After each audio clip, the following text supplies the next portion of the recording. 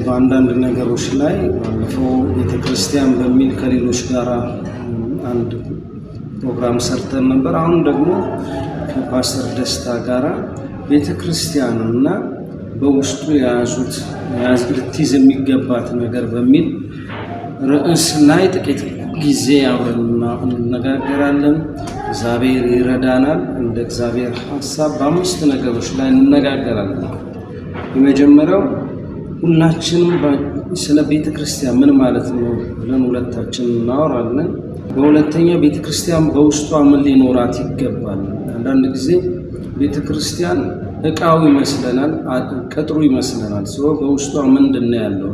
የእግዚአብሔር የክርስቶስ ቤተ ክርስቲያን ብለን እናያለን። በሶስተኛ ደረጃ አንዳንድ ሰዎች ቤተክርስቲያን ተበላሽታለች፣ ቤተክርስቲያን የለችም፣ ቤተክርስቲያን ምን ቤተክርስቲያን አለ የሚል ቅሬታም ተቃውሞም ያላቸው ብዙ ሰዎችን እናያለን። እሱ ትክክል ነው ወይ? ሌላው አንዳንዶች የጸጋ ስጦታ ቆሟል። አሁን የተወሰኑት እነሱ የመረጡት ብቻ እንዳለ ይነግሩናል። ይህ እውነት ነው? ይህ ትክክል ነው? ይህ እውነት ነው ወይ? በመጨረሻ በእውነት የጸጋ ስጦታዎች 5 ቢሮዎች ብቻ ናቸው ብለን በጋራ እናያለን። የጌታ ስም ብሩክ ይሁን። ጌታ የተባረከ ይሁን። ወንድም ፓስተር ደስታ ሂራሙ ይባላል። እኔ ደግሞ ወንደሰን ጉልቴ ይባላለሁ። እግዚአብሔር የተባረከ ይሁን። በጋራ እነዚህን ነገሮች እናያለን። አስቀድሞ አንዳንድ ስለ ራሱና አሁን ስላነሳናቸው ውይይቶች አንዳንድ ነገሮችና ራሱን ያስተዋውቀናል። እንቀጥላለን። ከዛ በኋላ አመሰግናለሁ። ከተባረክ ፓስተር። እኔም ስለ ራሴ ብዙ የሚለው ነገር የለም። ወንድሜ እንዳለው ነው። እኔ ፓስተር ደስታ ሂራሙ እባላለሁ። ዛሬ በዚህ በተነሱ ርዕሶች ላይ ጌታ እንደረዳን የምናምነውን ቃል እንደ መጀመሪያ ልንነጋገር የሚገባው ቤተ ክርስቲያን ራሷ ምንድነች? የማን ነች? መልካም። ቤተ ክርስቲያን እንግዲህ ማለት በማሻማና በማወላዳ ቋንቋ በመጽሐፍ ቅዱስ የተገለጠ አለ። ያ ምንድን ነው? ቤተክርስቲያን ማለት የክርስቶስ አካል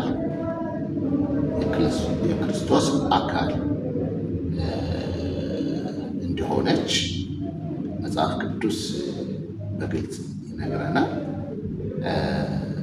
ሌላው ኤክሌሽያ የሚለው የግሪክ ቃል ከዓለም ተጠርቶ የወጡ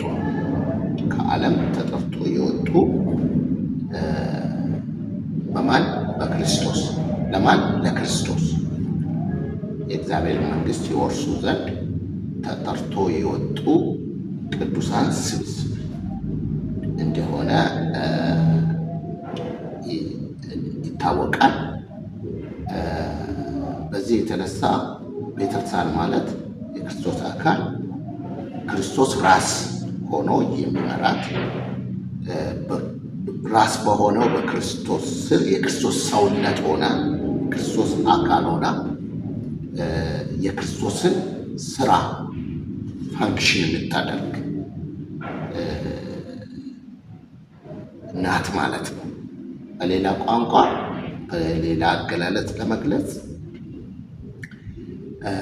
ክርስቶስን ዓለምን ክደው ቅድም እንዳልኩት ከዓለም በእርሱ ፍቅር ተጠርቶ ወጥተው ለእርሱ ሊኖሩ ምክንያቱም ሁሉ በእርሱ ለእርሱ ከእርሱ ለእርሱ ምስጋና እንዲሆን ስለሆነ የእግዚአብሔር አልቲሜት ጎሉ ያንን ጎላችን ለማድረግ የተሰባሰቡ የዳኑ ቅዱሳን ክርስቶስን ፍቅር የተረዱ ዓለምን የካዱ ግን በዓለም ያሉ ከዓለም እንዲወጡ አልለምንም በዓለም ሳሉ ጠብቅ እንዳለው ማለት ነው። በዓለም ያሉ ግን በዓለም ኖሮ ግን ከዓለማዊነት የወጡ የተለዩ የእሱን ፍቅር እና ሀሳብ ፈቃድ ለማድረግ የቆረጡ ቅዱሳን ስብስብ ናት። ስለዚህ ቤተክርስቲያን ህንፃ አይደለችም ወይንም ፍቃድ በጭራሽ። ያው ቅድም እንዳልኩት በዓለም ስለሆነ ያለችው ህንፃ ልትጠቀም ትችላለች፣ ማቴሪያል ልትጠቀም ትችላለች፣ ለአገልግሎቷ ጌታን ለማክበር ማንኛውንም ነገር ልትጠቀም ትችላለች። ግን በራሱ ያ የምትጠቀማቸው እቃዎች ወይም ህንፃዎች ወይም ስትራክቸሮች የቤተክርስቲያን መገለጫ ሊሆኑ አይችሉም።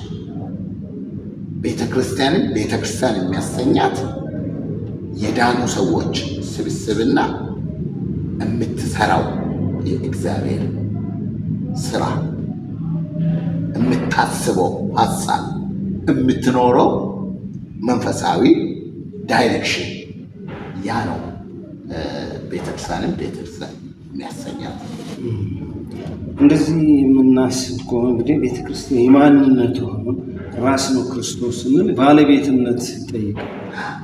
ቤተክርስቲያንን የመሰረታት አለ፣ ባለቤት ይሆናል፣ ራስ ይሆናል እና አሁን የምናየው ነገር እንደዛ አይመስለኝም። ቤተክርስቲያን መስራቿ ሲሉ ሰዎች እንሰማለን፣ ባለ ራእይ ሲሉ እንሰማለን። ሌላ ራእይ ያለው ወይ? ምክንያቱም ጳውሎስ እኛ ከመሰረት ነው መሰረት ውጪ ሌላ እኛ በመሰረት ነው ላይ በሁለት ነገር ማነጽ ይቻላል። አንደኛው በከበረ ድንጋይ፣ በወርቅ፣ በብር ውድ በሆኑ ነገሮች ማነጽ ይቻላል። ሌላው ደግሞ በሳር በገለባ በምን ማነጽ ይቻላል። ግን መሰረቱ ሌላ ሊሆን አይችልም። ሰዎች የሚያነጹበት መንገድ ይለያያል እንጂ መሰረት መስራች ነን ማለት ይቻላል ማየቱ ጥሩ ነው። መስራቾች ባለ ራእዮች የሚል ታፔላ ስለምናይ ሰውም እውነት እየመሰለው ያለ ይመስለኛል። ከዛ በኋላ ያ ቤተ ክርስቲያን የመስራቹ የባለ ራእዩ ሆኖ በዛ እይታ ነው ሰዎች ወደዛ የሚመጡት እና ፒውርሊ ቤተ ክርስቲያን ተመሰረተች። ቤተ ክርስቲያን የሚለው ነገር ራሱ መጽሐፍ ቅዱስ ውስጥ የት ነው የምናገኘው? እንዴት ነው የምናውቀው? ከዛ ያንን ስናቅ ነው ባለ ራእይና መስራች ከሚለው የምንለያት እና እንዴት ታይዋል? አዎ እንግዲህ አሁን ያሉትን ነገሮች በምናይበት ሰዓት ብዙ ከዚህ ከተሰጠን መመሪያ የህይወት መመሪያ እና ጌታ ለቤተክርስቲያን ካለው ኢንቴንሽን ያፈነገጡ ብዙ አካሄዶች አሉ እና በዚህም የተነሳ አሁን ያልካቸው ለምሳሌ ባለ ራእይ፣ መስራች፣ የበላይ ጠባቂና ወዘተርፈ የሚባሉ ነገሮች የዚህ የማፈንገጥ ማሳያዎች ናቸው። ከተሰጠው ከእግዚአብሔር ቃል ትምህርትና ትእዛዝ መመሪያ አፈንግጦ በመሄድ የመጡ ልምምዶችና መገለጫዎች ናቸው እንጂማ ለምሳሌ ጴጥሮስ በምዕራፍ 5 ላይ ከቁጥር 1 ጀምረህ ስታነብ ምንድን ያለው? አንደኛ ጴጥሮስ ማለት ነው ስለ እረኞች እና መንጋን ስለ ማስተዳደር ይናገርና ስለ እረኞች አለቃ የሚያወራው ነገር አለ። ምንድን ነው? እረኞች አለቃ አለ፣ በጎቹ ላይ የበላይ ጠባቂ፣ በእረኞቹም በበጎቹም ላይ ባለቤት የሆነ ጠያቂ አለ። ስለዚህ እውነተኛዎቹ እረኞች እረኝነታቸው በአለቃው ስር ሆኖ ተጠሪነቱ ለሱ ሆኖ ነው ሊሰሩ የሚገባ ያለው። ይህም በሚያውቁበት እና በሚያደርጉበት ሰዓት እኔ ባለራዕይ ነኝ፣ እኔ መስራች ነኝ፣ እኔ እንትን ነኝ ባለቤት ነኝ የሚል ነገር አይመጣም። ይሄን ካለማወቅ የእረኞች አለቃ ጠያቂ፣ ሰጪ፣ ነሺ ባለቤቱ እሱ እንደሆነ ካለማወቅ የሚመጣ ይሄ የማፈንገጣችን በዘመኑ ላይ የመሳታችን ማሳያዎች አድርጌ ነው የሚወስደው። ስለዚህ ማንም ፐርሰንት ተነስቶ ከክርስቶስ ውጭ እኔ ባለቤት ነኝ፣ የመንጋው ባለቤት ነኝ፣ የኮንግሪጌሽኑ ባለቤት ነኝ ብል ደጋግሞ ስላለ ስላደረገ ትክክል አደረገው፣ ልክ አይደለም። ጴጥሮስ ማቴዎስ 16 አንተ የክርስቶስ የሕያው እግዚአብሔር ልጅ ነህ የሚለው መረዳት። አሁን ብዙ ሰዎች ካቶሊኮችንም ስናይ የጴጥሮስ መንበረ ጴጥሮስ ነው የሚሉት። ብዙ ሰዎች አለቱ ጴጥሮስ ይመስላቸዋል። አለቱ ጴጥሮስ ነው ወይንስ አለቱ ለጴጥሮስ የተገለጠው አንተ ክርስቶስ የሕያው እግዚአብሔር ልጅ ነህ የሚለው ነው? ከዛ ኢየሱስ ሁለት ነገር ይላል። ቤተ ክርስቲያንን በዚህ አለት ላይ ሲል ሰዎች ለዚህ ነው ጴጥሮስ ነው አለቱ ብለው በጴጥሮስ ላይ ሳይሆን በመረዳቱ ላይ ነው የተመሰረተችው። ምን በሚለው አንተ ክርስቶስ የሕያው እግዚአብሔር። ይሄ ሐዋርያ ሥራ 8 ላይ ጃንደረባው ልክ እንዲህ ነው ያለው፣ በእውነት በልብ ከልብ በእውነት ብታምን መጠመቅ ትችላለህ ሲለው እርሱ ክርስቶስ የእግዚአብሔር ልጅ እንደሆነ አምናለሁ። እዚህ መረዳት ላይ ነው ክርስትና የሚመሰረተው። ቤተክርስቲያን የሰዎች ስብስብ ሳይሆን ውጤት ሳይሆን አንተ ክርስቶስ የሕያው እግዚአብሔር ልጅ ነህ ብለው የተረዱ ሰዎች ስብስብ አይደለም ወይ? አሁን ኢየሱስ ጌታ ነው ብቻ የሚሉ ሰዎች አዳራሹን ሞልተውታል። ኦኬ እሱ ጌታ ነው፣ የምን ጌታ? ከዛ ማን ነው እሱ? ማንነቱ ምንድን ነው? ስለዚህ ቤተክርስቲያን እውነተኛይቷ ቤተክርስቲያን እዚህ መረዳት ላይ አይደለም የምትመሰረተው። አዎ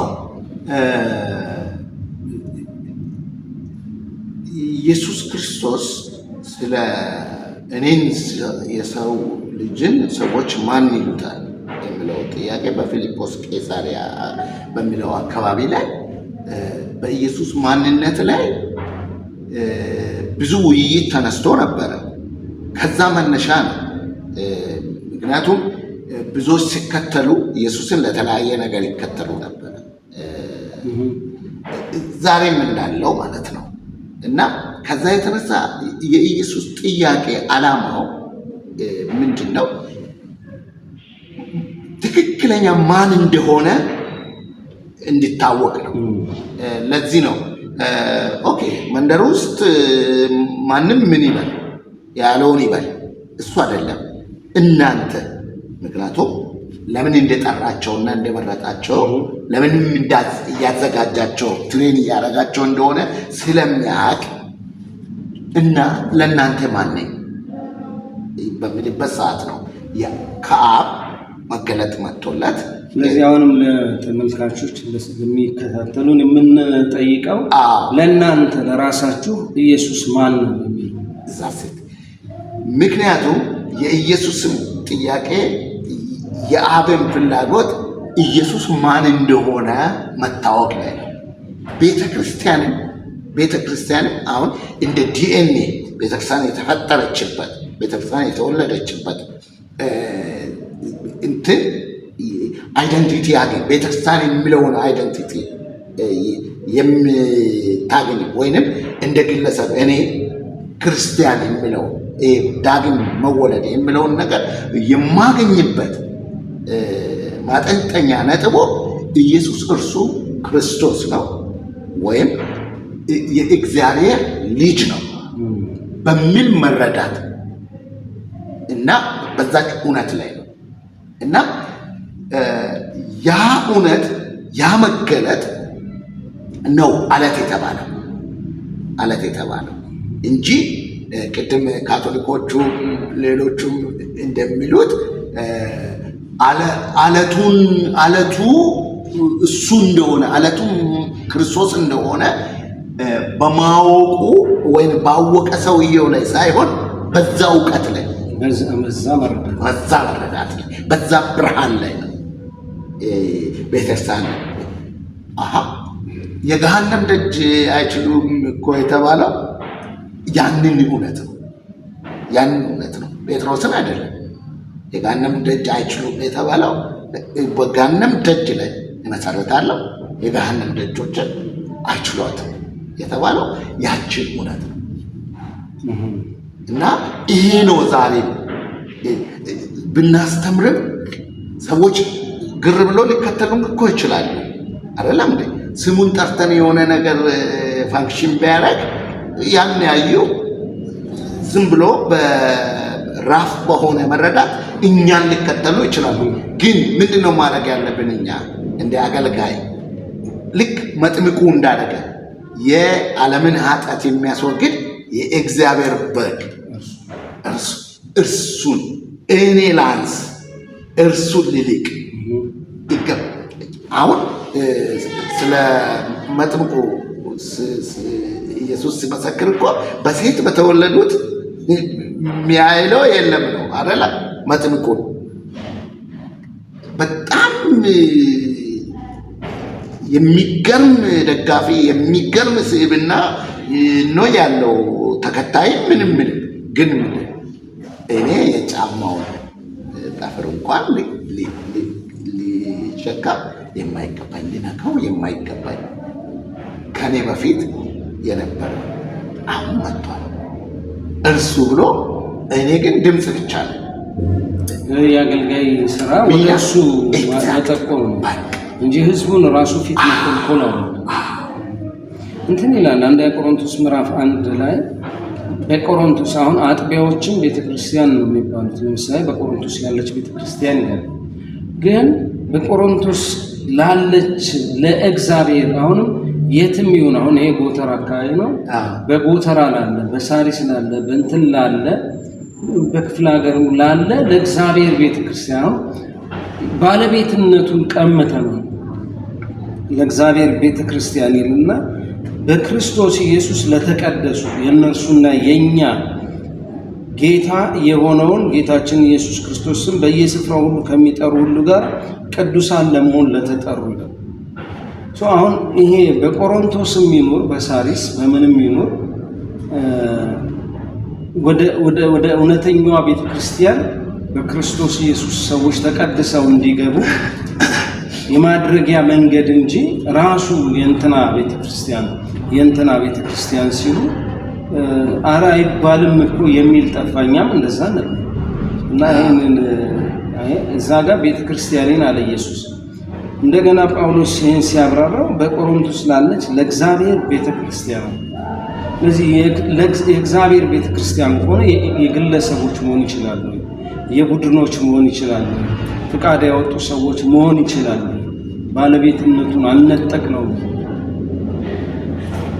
አው ይሄ ምንድነው አንድ አባባል ኢትዮጵያ ውስጥ ማለት መንፈሳዊ አይደለም አባባል የሞተልሽ ሳለ የገደለሽ በላ እንደሚባል አባባል የሞተላት እንደገናም ደግሞ ፍጻሜ ላይ ጸንታና ነጽታና ተቀድሳ ያለ አንዳች ፊት መጨማደድ ጸርታ ነጽታ ተቀድሳ ሙሉነትን አግኝታ ፍጽምናን አግኝታ እንድትቆምም የሚያረጋት በደሙ በቃሉ በመንፈሱ ሙሽራ የሚያረጋት ሙሽሪት የሚያረጋት እሱ ነው። ግን ደግሞ ባልተጻፈ ባልተሰጠ ከየት እንደሆነ እንትን ምናልባት ሰዎች ከልባቸው ወይም ከፍላጎታቸው ባወጡት አሰራር ተቀምጣለች። ባለቤትነቱ የአካሉ ራስ ሆኖ ሳለ ስለዚህ ሰዎች እነሱ እኛ ድረስ እንጂ የሚያድጉት ወደ ክርስቶስ ሲያድጉ ማናየው ያ ነው ችግሩ። ሩት ኮዙ እዚህ ጋር ነው ያለ የአለማደግ ትክክለኛ ዲሳይፕልሺፕ ምእመኑ ላይ እንዳይታይ ከሚያደርገው አንዱ ክርስቶስን ቅድም እንዳልነው አባቶቻችን እነ መጥምቁ ለነ ጴጥሮስን በተሰጠው በእነሱ ላይ በታየው አቅጣጫ አይነት ስለማንሄድ ይራስ ሰው እኮ ጌታን ፈልጎም ሊመጣ ይችላል፣ ወይንም ጌታ ዴዲኬት እንድናደርገው አደራ እንድንወጣ ሊሰጠን ይችላል ያንን መንጋ። እኛ ግን ፊድ የምናደርገው ለዛ መንጋ የምንመግበው ራሳችንን ከሆነ ሌሎች ነገሮች ከሆነ ቀምተናል። አሁን የአገልጋዮች ያለመረዳት ችግር እንጂ የህዝቡ አይደለም። እነሱ እኛ ጋር አምጥተን ከኛ በኋላ እንዳያልፍ የጋረድ ነው ይመስላል። ስለዚህ የቤተ ክርስቲያን ባለቤትነት ከክርስቶስም ከእግዚአብሔርም ቀምተን የራሳችን አድርገነዋል ማለት ነው። በትክክል ስለዚህ ሰዎች ቤተ ክርስቲያን መጥታችሁ ቅዱሳን ቤተ ክርስቲያን ለመገልገል መጥታችሁ እኛም ብቻ የምታዩ ከሆነ አገልጋዩን ብቻ ባለራዩን ብቻ የምታዩ ከሆነ እድገታችን ቆሟል ማለት ነው። አሁን ችግሮች የተፈጠሩት ንግድ ቤተ ክርስቲያን ፍቃድ አውጥተናል፣ ረጅም ዓመት ቆይተናል፣ ልማት ሰርተናል። ሁሉም አሁን እንግዲህ ሰርቷል አይደለም እኛ አርገናል በሚሉ ቦታ ላይ ነው የደረስነውና በቤተ ክርስቲያን ሊጠየቅ የሚገባው ባለቤቱ የት አለ? እንደዚህ መሰለኝ ባለቤቱን አሳዩን። ባለቤቱ የት አለ? ምግቡ ተበላሽቶ፣ ትምህርቱ ተበላሽቶ፣ ስርዓቱ ተበላሽቶ ከሆነ ተቀጣሪዎችን ሳይሆን ባለቤቱን ነው ማስጠራት የምንችለውና ባለቤቱ ክርስቶስ ነው። የቤተ ክርስቲያን መስራቹ የተመሰረተችው በዚህ መረዳት ላይ ነው። አንተ ክርስቶስ መሲሁ የእግዚአብሔር ልጅ ነህ የሚለው መረዳት ላይ ነው። ከዛ እሱ ጌታ አርጎታል። ሐዋርያ 12 ላይ እኮ ጌታም ክርስቶስም አርጎ አስነሳው ሲል ንጉስና አዳኝ አርጎ አስነሳው። ከመነሳቱ በፊት ምን ነበር? ኢየሱስ ነበር። እዚህ ምድር ሲኖር በሰውነቱ ኢየሱስ በሚለው ማንነት ነው። ከሙታን ሲነሳ ጌታም ክርስቶስም አርጎ ስላስነሳው ሮሜም የሚለው በኩር አርጎ እንደ ቅድስና መንፈስ ስለሚል በኩር ሆኖ የተነሳው ክርስቶስ የሆነው የመጨረሻውን ጠላት ሞትን አሸንፎ ስለተነሳ የታለ እሱ? ያልተነሳን ወደፊት ገና ተስፋ የምናደርግ ክርስቶስ አሁን ባይመጣና ቢዘገይ በሞት ስጋችን የሚለየን እስከ ጊዜው የምንጠብቅ ሰዎች የቤተ ክርስቲያን ባለቤት ሆነን ገዢ ሆነን እናንተም ደግሞ አስራትና መባ ሰጪ ሆናችሁ ከምትቀመጡ ቤተ ክርስቲያን ያላችሁበት ንብረት የት ነው? ባለቤቱ የት ነው? ብልሽት አያለው፣ ጥሩ ነገር አያለው፣ ባለቤቱን አሳዩን ብትሉ ትክክለኛ የቤተ ክርስቲያን ስዕል ማየት እንችላለን ብዬ አስባለሁ። ቤተ ክርስቲያን ፍቃድ፣ ሰዎች እዚህ ምድር ላይ ሲኖሩ ፍቃድ ያወጣሉ በጋራ ተስማምተው ለመሰብሰብ እንጂ ፍቃድ ቤተ ክርስቲያን አይደለችም። መለያ ነው ስማችን። እዚህ ቆሮንቶስ እንደሚለው በቆሮንቶስ ላለች ለክርስቶስ ቤተ ክርስቲያን ነው የሚለው። አንዲት ነች። አንዲት የምትሆነው ሁሉም ሰው በኔ አምናችሁ በእንትና ስብከት አምናችሁ ሳይሆን እርሱ ክርስቶስ የሕያው እግዚአብሔር ልጅ ነው በሚለው ነው ወደሚቀጥለው ወደ እውነተኛይቷ ቤተ ክርስቲያን ወደ ሰማያዊቱ የሚገባው እና መጠየቅ ካለብን አይቀር ቤተ ክርስቲያን በክርስቶስ ላይ የተመሰረተች በመረዳቱ ላይ የተመሰረተች ባለቤቷ እግዚአብሔር የሆነ ክርስቶስ ደግሞ ራስ የሆነባት እኛ ብልቶች የሆንባት ነች ብዬ ብንደመድም መልካም ይመስለኛል። አዎ ፓስተር፣ ሌላው ከዚህ ጋር አያይዘን መረዳት ያለብን ምዕመናንም አዎ እግዚአብሔር ለአንድ ሰው ምሪት ሊሰጥ ይችላል፣ የተርሳንን እንትን ለማድረግ ማለት ግን ምሪት ሰጥቶ በዛ እየተንቀሳቀሰ ሰዎች ከመጡ ወይም ከመጣን ከተሰባሰብን በኋላ ብቻውን የሚቀጥል አሰራሩ ላይ ብቻው ዛም የሚሆን ከሆነ ጥያቄ ሊነሳ ይገባል። ምክንያቱም አንድ ሰው የሚባል ነገር የለም በእግዚአብሔር ፊት፣ በእግዚአብሔር አሰራር፣ በመጽሐፍ ቅዱስ አንድ ሰው የሚባል ነገር የለም። ኢብን ሐዋርያት ሥራ 2 ላይ ባላንሳ ወርዶላቸው መንፈስ ቅዱስ ኃይልን ከተቀበሉ በኋላ ጸጋ ከታየባቸው በኋላ ጴጥሮስ ከ11 ጋር ቆሞ ይህ ለትምህርታችን የተጻፈ ማሳያ ጴጥሮስ ከ11 ጋር ቆሞ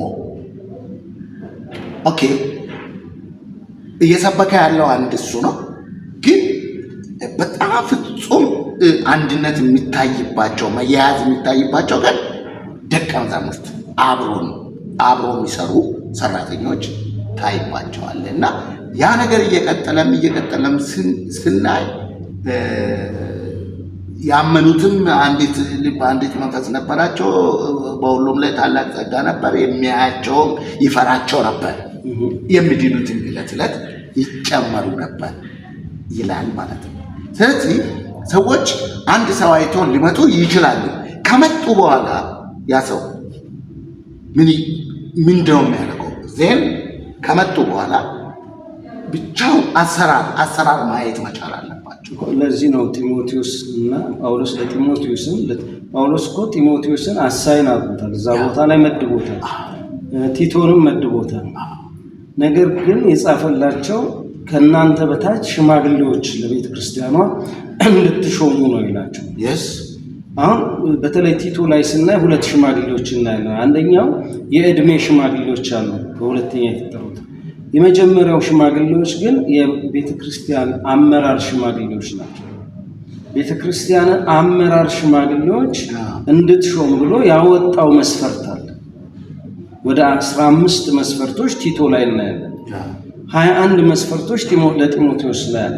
ሁለቱን ስናዛምደው 16 አካባቢ በጋራ የሆነ የሽማግሌ መሾም። አሁን ሽማግሌ ሲሾም ጥሩ ሰራተኛ ማን ነው? ጥሩ አስራት የሚሰጥ ማን ነው? ሰዎች የሚወዱት ማን ነው? እንጂ በቲቶና በጢሞቴዎስ መስፈርት ህይወታችን ተፈትሾ አይደለም። እነሱን ከሾምክ በኋላ ግን አንተ በቃ ተመልሰህና አላለው። እዛው እንድታደራጅ ሲል ሽማግሌዎችና ቤተክርስቲያን ስትራክቸሩ የሚሰራው በዚህ ስታንዳርድ ነው። የቀረውን እንድታደራጅ በቀጣይ ስተውቁ። ስለዚህ አሁን በዚህ እኛ ባለንበት እንዴት እናደራጃለን ቤተክርስቲያን ፈንክሽናል እንድትሆን? እኛን ገላትያን ላይ እንደዚህ ይላል፣ በሰዎችም ከሰዎች ሐዋርያነትን አልተቀበልኩም ይላል።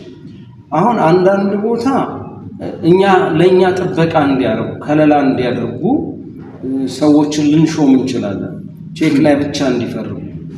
አንዳንድ ቦታ ትልልቅ ብር የሚሰጡ ሰዎች እንትናን ብትሾምልኝ ብለው በአማላጅነት ይሾማሉ። ስለዚህ አሁን ቤተክርስቲያን የእንደዚህ አይነት ሳይሆን መርህ አላት የተመሰረተችው። በመርሁ መሰረት ነው ሽማግሌም ልንሾም የሚገባው ብለን ወደሚቀጥለው ብንሻገር ጥሩ ነው። ጌታ ይባርካችሁ። ሁሉን ማንሳት አንችልም፣ ጥቂት ነው፣ እንደ ጅማሬ ነው እየሰራን ያለ ነው። በሚቀጥሉት ርዕሶች ላይ በጣም በተጠናከረ ቀረጻ እንመጣለን። እግዚአብሔር ይባርክ። ተባረኩልን።